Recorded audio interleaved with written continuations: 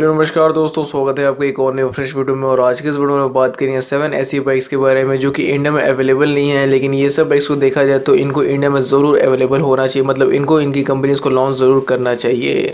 तो अगर ये वीडियो पसंद आता है तो ज़रूर से चैनल को सब्सक्राइब करिएगा, बिना सब्सक्राइब किए यहाँ समझ जाइएगा। और साथ ही में कोई दूसरी बाइक कार से रिलेटेड इन्फॉर्मेशन जाने के लिए डायरेक्टली आप मेरे से इंस्टाग्राम पे बात कर सकते हैं। इंस्टाग्राम की लिंक नीचे आपको डिस्क्रिप्शन बॉक्स में मिल जाएगी। तो अगर आज की डेट में कोई प्रीमियम 125 सीसी की बाइक के बारे में बात की जाए जिसमें कि आपको 6 स्पीड गियर बॉक्स देखने को मिलती है, तो सभी के पास एक ही आंसर होगा, वो है KTM ड्यूक 125।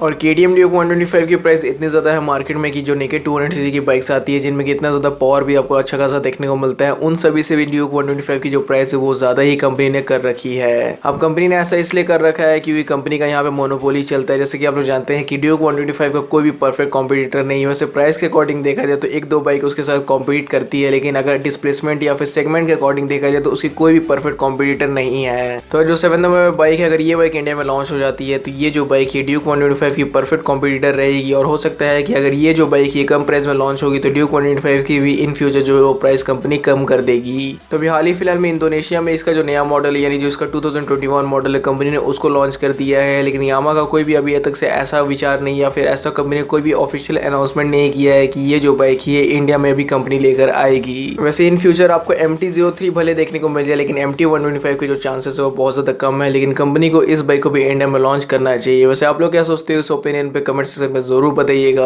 तो यामा MT-125 यामा की MT सीरीज की एक एंट्री लेवल बाइक है और वहीं इसका जो डिजाइन है वो हूबहू आपको वैसे ही देखने को मिलता है जैसा कि यामा MT-15 के साथ आती है। तो अगर इंजन की बात की जाए तो इसमें आपको 124 सीसी का single cylinder liquid cooled engine मिलेगा जो कि 14.8 bhp का पावर जनरेट करेगा और लगभग 11.5 Nm का टॉर्क जनरेट करेगा। ये भी बाइक में आपको 6 स्पीड गियर बॉक्स देखने को मिलेगी ड्यूक 125 की तरह, और इसकी सीट हाइट होगी 810 mm। इसकी जो कर्वेट है वो है 142 kg और इसकी जो आपको ABS मिलेगी वो मिलेगी सिंगल चैनल ABS। सॉरी, मतलब अगर ये जो बाइक ही अगर ये इंडिया में आती है तो इसमें आपको सिंगल चैनल ABS मिलेगी, लेकिन ये इंटरनेशनल मार्केट में ये बाइक में कंपनी ट्विन चैनल ABS मतलब डुअल चैनल ABS देती है। तो सभी के सभी फीचर जो है वो कंपनी इंडोनेशिया थाईलैंड ही मार्केट को दे देती है। मतलब यामा सभी इंडोनेशियन थाईलैंडी कस्टमर्स को दे देती है। यहाँ पे जैसे कि आप लोग जानते हैं कि जितनी भी बाइक्स में फीचर्स आती है सभी कट के आती है, जैसे कि UHD फोक्स भी नहीं आती है, सिंगल चैनल ABS कंपनी उठा के दे देती है। तो वैसे आप लोग क्या सोचते हो यामा MT-125 के बारे में कमेंट्स में जरूर बताइएगा। अब हम लोग बात करते हैं यहाँ पे जो 6 नंबर बाइक है उसके बारे में। अब दोस्तों यहाँ पे जो हम लोग 6 नंबर बाइक के बारे में बात कर रहे हैं, ये जो बाइक है ये भी KTM की तरफ से इंटरनेशनल मार्केट में सेल की जाती है, लेकिन ये जो बाइक है ये KTM इसको इंडिया में नहीं सेल करता। और यहाँ पे हम लोग 6 नंबर बात कर रहे हैं KTM RC250 के बारे में। तो अभी फिलहाल के लिए KTM इंडिया की आपको लाइनअप में आपको KTM की लगभग सभी बाइक्स देखने को मिलती है। 2-3 फ्लैगशिप बाइक छोड़ के लगभग आपको जितनी भी KTM की नॉर्मल जो बाइक्स आती है, मतलब जो प्रीमियम कंप्यूटर बाइक्स है, जो कि फिर फेयरिंग वाली बाइक्स है, सभी आपको देखने को मिल जाती है। लेकिन सिर्फ और सिर्फ आपको KTM RC250 नहीं देखने को मिलती है। तो KTM RC250 को भी इंडियन मार्केट में अवेलेबल होना चाहिए। आप लोग क्या सोचते हो इसके बारे में जरूर बताइए कमेंट सेक्शन में। अभी फिलहाल KTM इंडिया जो है वो एडवेंचर सेगमेंट पर ज्यादा फोकस कर रही है। जैसा पहले कंपनी ने KTM 390 एडवेंचर को लॉन्च किया, अभी हाल फिलहाल में KTM 250 एडवेंचर को लॉन्च किया। तो आप लोग क्या कहते हो कि 250 एडवेंचर की जगह RC250 को लॉन्च करना चाहिए था कि नहीं, या फिर एडवेंचर ही 250 लॉन्च कर दी वही ठीक था? अब देखा जाए तो RC200 और RC390 के बीच में जो प्राइस गैप है वो काफी ज्यादा है। तो अगर RC250 लॉन्च हो जाती है तो ये जो प्राइस गैप है उसको जरूर फुलफिल कर देगी। और जिन लोगों को ड्यूक 250 लेने का मन नहीं करेगा और जिन लोगों को R310 जैसी भी बाइक लेने का मन नहीं करेगा वो लोग आराम से RC250 के साथ जा सकेंगे। डिजाइन यूजर इसमें आपको वैसे ही देखने को मिलती है जैसे कि अभी RC सीरीज की आउटगोइंग मॉडल्स में आपको देखने को मिलती है। इसमें आपको साइड स्लंग एग्जॉस्ट देखने को मिलता है, अंडर बेली एग्जॉस्ट नहीं मिलता है जैसे कि RC200 में दिया जाता है। और अगर इंजन की बात की जाए तो इसमें भी आपको वैसे ही सेम इंजन देखने को मिलता है जैसे कि ड्यूक 250 में आता है। इस बाइक का जो इंजन है वो 248 सीसी का single cylinder liquid cooled engine है जो कि 30 bhp का पावर जनरेट करता है और 24 Nm का टॉर्क जनरेट करता है। ये भी बाइक आती है 6 स्पीड गियर बॉक्स के साथ। इसकी जो सीट हाइट है वो है 820 mm। इसकी जो कर्वेट है वो है 155 kg और ये बाइक में जो फ्यूल टैंक कैपेसिटी वो मिलती है 9.5 लीटर्स की। और इंटरनेशनल मार्केट में ये भी जो बाइक है डुअल चैनल ABS के साथ सेल होती है। और वहीं अगर लॉन्च की बात की जाए तो KTM इंडिया की तरफ से कोई भी ऐसा अनाउंसमेंट नहीं है कि वो लोग KTM RC250 को लॉन्च करने के बारे में सोच भी रहे हैं इंडियन मार्केट के लिए। अब दोस्तों यहाँ पे जो 5th नंबर बाइक है मिडिल वेट स्पोर्ट्स सेगमेंट में सेल होती है इंटरनेशनल मार्केट में। और वहीं ये जो बाइक बाइक है इसको भी इंडियन मार्केट में आना चाहिए, क्योंकि इसकी 50 सीसी एल्डर डिस्प्लेसमेंट वाली जो मॉडल है उसको कंपनी इंडिया में सेल करती है, लेकिन इसको नहीं करती है। और यहाँ फिफ्थ में मैं बात कर रहा हूँ होंडा CBR 600 RR के बारे में। अब नॉर्मली जो इंडिया में होंडा CBR 650R सेल होती है उसमें आपको 85 bhp का पावर मिलता है, जिसमें कि आपको 50 सीसी ज्यादा देखने को मिलती है as compare to Honda CBR 600। और वही होंडा CBR 600 RR जो इसमें सिर्फ 599 सीसी का इंजन आता है, लेकिन इसमें जो आपको पावर वो काफी अच्छी देखने को मिलती है CBR 650R के कंपैरिजन में। पावर तो अच्छी मिलती है, साथ ही साथ इसमें आपको टॉर्क भी अच्छी मिलती है। इसमें आपको 121 bhp का पावर मिलता है और 64 Nm का टॉर्क मिलता है इसके 599 सीसी इनलाइन 4 सिलेंडर इंजन से। ये भी बाइक में कंपनी 6 स्पीड गियर बॉक्स देती है। इसकी जो सीट हाइट है वो है 820 mm। इसमें आपको जो कर्वेट है वो 194 kg की देखने को मिलती है और इसकी जो फ्यूल टैंक कैपेसिटी है वो दी जाती है 18 लीटर्स की। वैसे ऐसा नहीं है कि ये जो बाइक है इसको कभी भी अगर होंडा की तरफ से ऑफिशियली इंडियन मार्केट में लॉन्च नहीं किया गया तो ये जो बाइक है आपको इंडिया में कहीं देखने को मिलती नहीं है। जो बहुत पागल बाइक एंथुसियास्ट लोग हैं उन्होंने ये जो बाइक है इसको स्पेशली इंपोर्ट करके मंगवाया हुआ है और इसलिए ये जो बाइक है कहीं कहीं इंडिया में आपको देखने को मिल जाती है। तो वैसे अगर आज की डेट में ये जो बाइक है अगर ये इंडियन मार्केट में लॉन्च हो जाती तो ये बाइक मार्केट में कॉम्पीट करती ट्रायम्फ स्ट्रीट ट्रिपल RS से, कावासाकी निंजा ZX6R से, सुजुकी GSX 750 से। और वहीं ये भी बाइक जो है ये डुअल चैनल ABS के साथ सेल होती है, लेकिन हमारे कंट्री का जो टैक्स सिस्टम है वो काफ़ी ज़्यादा अलग है, जिसकी वजह से जो 600 सीसी की बाइक्स होती है उन पर काफ़ी ज़्यादा टैक्स लगती है, जिनकी वजह से कंपनी सोचती है कि इनको लॉन्च नहीं किया जाए तो बेटर रहेगा। तो दोस्तों आप लोगों ने इंडियन मार्केट में काफ़ी सारी ऐसी लीटर क्लास सेगमेंट की बाइक्स देखी होगी, मेरा मतलब 1000 सीसी की बाइक्स देखी होगी जो कि 299 की एमपीएस 300 की एमपीएस तक इजिली चली जाती है। मतलब उनकी टॉप स्पीड इतनी आपको आसानी से देखने को मिल जाती है। इनके आप लोगों को ये पता है कि एक मिडिल वेट स्पोर्ट्स सेगमेंट की बाइक से आप लोग 280 की एमपीएस 290 की एमपीएस तक की टॉप स्पीड देख सकते हो। और वो कौन सी ऐसी बाइक है यहाँ पे मैं आप लोग बता देता हूँ। तो यहाँ पे हम लोग फोर्थ में बात कर रहे हैं none other than Yamaha R6 के बारे में। तो वैसे अब यामाहा R6 के बारे में बात करें कोई फायदा नहीं है, क्योंकि कंपनी ने इसको पूरा ग्लोबली डिसकंटिन्यू कर दिया है। मतलब यामाहा ने सिर्फ इसको इंडियन मार्केट में तो वैसे कभी ये बाइक आई नहीं जो कि कंपनी डिसकंटिन्यू करेगी। अब ये जो इंटरनेशनल मार्केट में भी कंपनी सेल करती थी तो वहां से भी कंपनी ने इसको परमानेंटली डिसकंटिन्यू कर दिया है। मतलब अगर सिंपल वर्ड्स में कहा जाए तो यामाहा ने ग्लोबली इस बाइक को बंद कर दिया है। तो यामाहा का इसके पीछे का कहना था कि ये जो बाइक की सेल्स थी वो काफी ज्यादा लो थी, जिसकी वजह से कंपनी को इस बाइक को बनाने में कोई भी प्रॉफिट नहीं हो रहा था, कोई भी फायदा नहीं हो रहा था। तो इसलिए कंपनी ने यहाँ पे बेटर ये सोचा कि इस बाइक को बंद ही कर दिया जाए।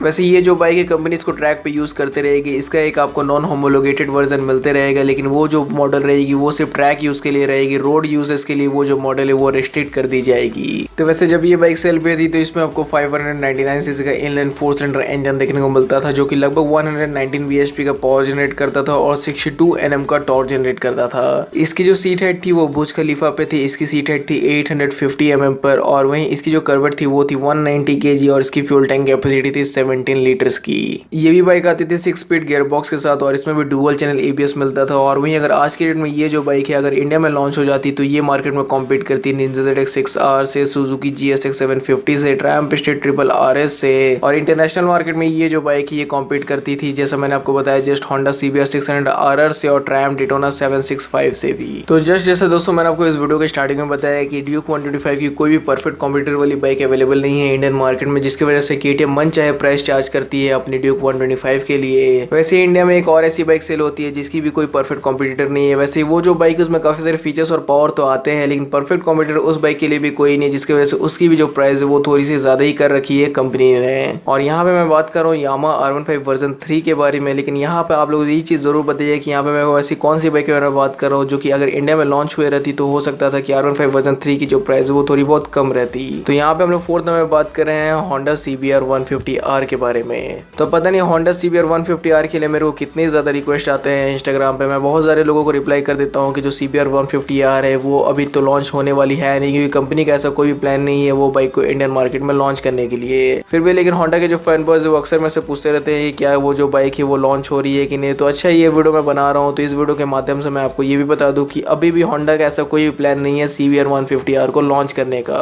लेकिन जैसे कि हमारा वीडियो का टॉपिक है कि ये सब जो बाइक्स है सबको इंडियन मार्केट में जरूर आना चाहिए। मतलब होंडा CBR 150R जो है ये भी इंडियन मार्केट में जरूर आना चाहिए, जिसकी वजह से जो प्रीमियम 150 सीसी बाइक्स है उनमें कंपटीशन और ज्यादा बढ़े। और जैसे कि आप लोग जानते हैं कि अगर कंपटीशन बढ़ेगी तो इससे फायदा कस्टमर्स को ही होगा एट द एंड, क्योंकि जैसे आप लोग जानते हैं कि अगर कंपटीशन बढ़ती है तो हर मैन्युफैक्चरर जो है वो चाहिए कि जो मेरी बाइक है वो ज्यादा सेल हो, तो उसकी वजह से वो ज्यादा फीचर देगी, उसकी प्राइस घटाएगी और कुछ ना कुछ उसमें यूनिक चीज देगी। लेकिन पता नहीं होंडा को अपने एक्टिवा से फुर्सत मिले तब तो होंडा CBR 150R जैसी बाइक को इंडियन मार्केट में उतारे। तो फिलहाल के लिए जो आउटगोइंग इंटरनेशनल मॉडल है उसमें आपको 149 सीसी का single cylinder liquid cooled engine मिलता है जो कि 17.2 bhp का पावर जनरेट करता है और 14.4 Nm का टॉर्क जनरेट करता है। तो इसकी जो सीट है वो आपको मिलती है 785 mm की। इसकी जो कर्वेट है वो है 139 kg और इसकी जो फ्यूल टैंक कैपेसिटी दी जाती है वो रहती है 12 लीटर्स की।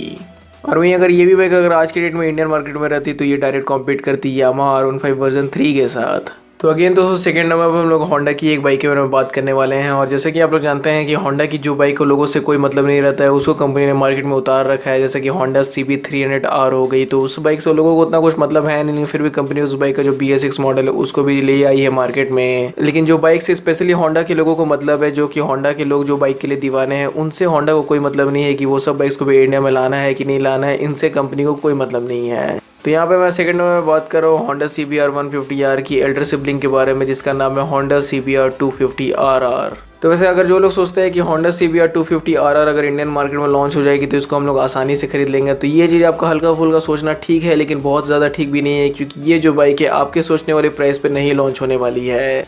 और वही लॉन्च से मेरा मतलब यहाँ पे ये नहीं है कि ये जो बाइक है लॉन्च ही होने जा रही है, क्योंकि ये जो बाइक है ना ही आपको 2 लाख में मिलेगी, ना ही 2,25,000 में मिलेगी, ना ही 2.5 लाख में मिलेगी। ये जो बाइक है कभी भी अगर इंडियन मार्केट में लॉन्च होती है तो ये जो बाइक है आपको 3.5 लाख रुपए से ज़्यादा में देखने को मिलेगी। और ये चीज़ आपको कहीं पर लिख भी लेना चाहिए कि मैंने ये चीज़ आप लोगों को बोल के रखा है और यही जो बात है ये सच होगी, क्योंकि ये जो बाइक है पहले की तरह होंडा CBR 250R पे बेस्ड नहीं है। उसमें सिंगल सिलेंडर इंजन आता था और इसमें सबसे बड़ा अपग्रेड ये है कि इसमें ट्विन सिलेंडर इंजन आता है और 1 सिलेंडर जिसमें रहती है उसको प्राइस आप लोग जानते हैं कि वो सब जो बाइक से वो काफ़ी ज़्यादा महंगी बिकती है।